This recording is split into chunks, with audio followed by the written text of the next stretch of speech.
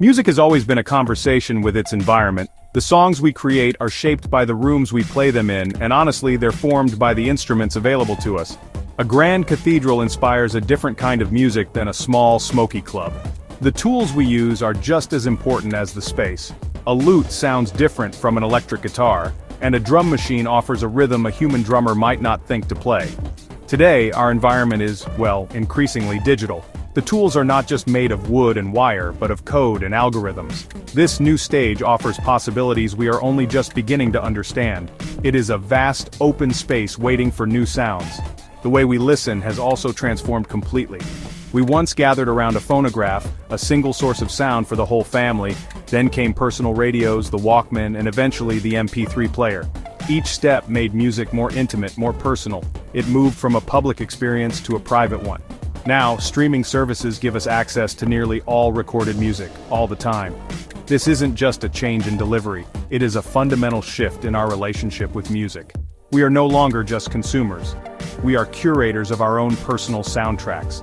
The technology isn't just a pipeline, it is an active participant in how we discover, organize, and experience art. This constant evolution can feel intimidating. New software and hardware appear almost daily. It seems impossible to keep up. But honestly, we should not see this as a burden. We should see it as an invitation. Every new tool is a new question. What kind of song does this machine want to make? What feeling does this software evoke? The artist's job is to explore these questions. We are pioneers on a new frontier. We don't need to master every single piece of technology. We just need to find the ones that speak to us, the ones that help us say what we need to say. The technology itself is not the art. It is the brush we use to paint. Think about the aural architecture of our lives. Our headphones create tiny, perfect concert halls just for us. Car stereos turn a commute into a rolling performance space.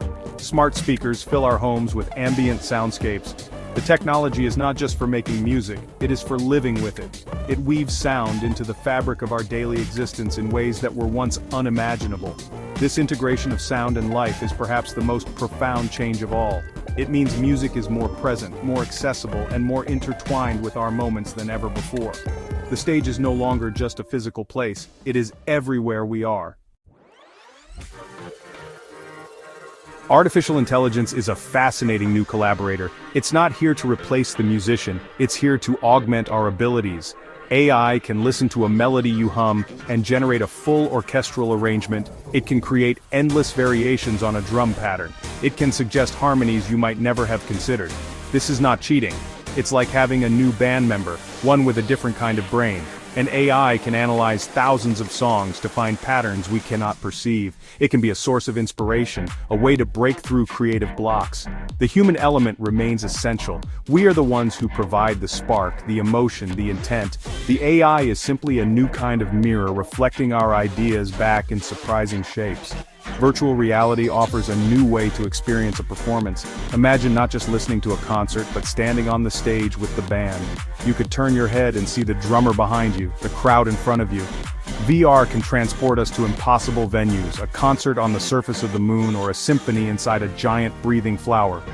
This technology dissolves the boundary between the audience and the artist. It creates a shared, immersive space where the music is not just heard, but felt and seen.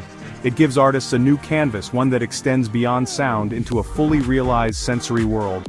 It is a powerful tool for storytelling. These tools are not just for professionals in expensive studios. They are becoming more accessible every day. There are apps that let you compose music with AI on your phone. There are virtual reality platforms where anyone can create and share musical experiences. This democratization of creativity is incredibly exciting. It means more people can participate in making art. A teenager in their bedroom can have access to a virtual orchestra. An amateur musician can collaborate with an AI to bring their ideas to life. This removes old barriers. It lets new voices be heard. It expands the definition of what it means to be a musician. The combination of these technologies is where the real magic lies. Think of a VR concert where the music is generated in real time by an AI that responds to the audience's movements. Every show would be unique. The performance would be a living thing, a true collaboration between artist, audience, and algorithm. We are moving from a static model of music, a finished recording, to a dynamic, interactive one. The song is no longer a fixed object. It is an experience that can change and evolve. This is a radical shift in thinking. It opens up a universe of creative possibilities that we are only just beginning to map out. Michael Jackson understood that the recording studio was an instrument in itself. He did not just use it to capture a performance, he used it to build new sonic worlds. He was a master of layering. Listen to a song like Billie Jean. Every sound is perfectly placed. The iconic bass line, the tight snap of the drum machine, the shimmering synthesizers, and the layers upon layers of vocals. He and his producer Quincy Jones treated each element like a character in a play. They used the technology of the 1980s, the synthesizers, the drum machines, the multi-track recorders, to create a sound that was futuristic, precise, and deeply emotional. They were architects of sound. His approach to vocals was particularly groundbreaking. He would record dozens of takes for a single line. He would stack harmonies, whispers, and percussive gasps to create a rich vocal tapestry. This was not just about singing the notes correctly, it was about building a sonic texture. He used his voice as an instrument, manipulating it with the technology of the studio. The famous hee-hee or the grunts and breaths were not accidents. They were carefully crafted and placed elements of the production. He understood that the emotion of a song could be conveyed not just through lyrics and melody, but through the very texture of the sound itself. Jackson was also a pioneer in the use of drum machines like the Linn LM1. In the early 80s, many saw these machines as cold and robotic. He saw them as a tool for creating perfect, powerful grooves. The rhythm of Thriller is relentless, precise, and impossibly tight. A human drummer could play it, but the machine gave it a specific, unyielding quality that became part of the song's identity. He blended this machine precision with organic human elements. He took the new technology and made it funky. He showed that technology did not have to remove the soul from music, it could be used to amplify it. This desire to push boundaries was central to his art. He was never satisfied with the standard sounds that came with a synthesizer. His team would spend days, even weeks, creating new, custom sounds for each song. They were inventing a new sonic vocabulary. This relentless experimentation is his true legacy in music production. He taught a generation of artists and producers to not just accept the tools they were given, but to challenge them, modify them, and bend them to their will.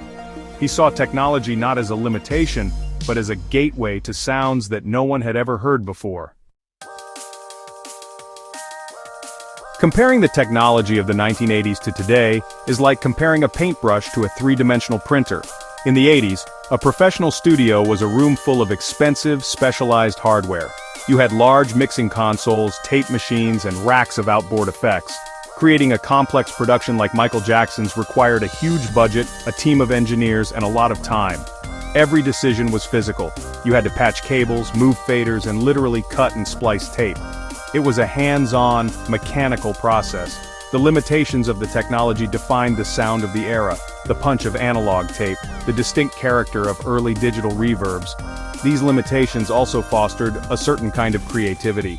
Today, that entire studio can exist inside a single laptop. The barrier to entry has vanished. A musician can now access an infinite number of tracks, virtual instruments, and effects. The Digital Audio Workstation, or DAW, gives us total control. We can edit with microscopic precision. We can undo mistakes with a single click. We can collaborate with someone on the other side of the world in real time. The creative process is faster, more flexible, and more forgiving. Michael Jackson's meticulous layering of vocals, which took days in the 80s, can now be accomplished in a matter of hours. The spirit of his experimentation is now accessible to everyone. This new freedom presents its own challenges. The paradox of choice can be paralyzing. When you have a million sounds at your fingertips, where do you even begin? This is where the lesson from artists like Jackson becomes so important. He did not use every tool available. He chose the right tools for the story he wanted to tell. He had a clear vision.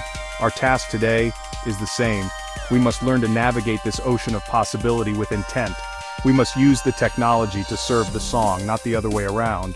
The goal is not to use the most complex new plugin, but to find the sound that creates the most powerful emotional connection.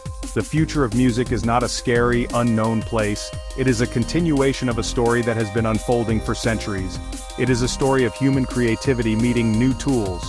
From the first hollowed-out log used as a drum to the AI composing a symphony, the impulse is the same. We want to express ourselves, we want to connect with others, we want to make something beautiful. So do not be afraid of the new. Embrace it, play with it. See what happens when you plug in that strange new device or open that unfamiliar software. The next great sound, the next revolution in music is waiting for you to find it. The symphony is just beginning.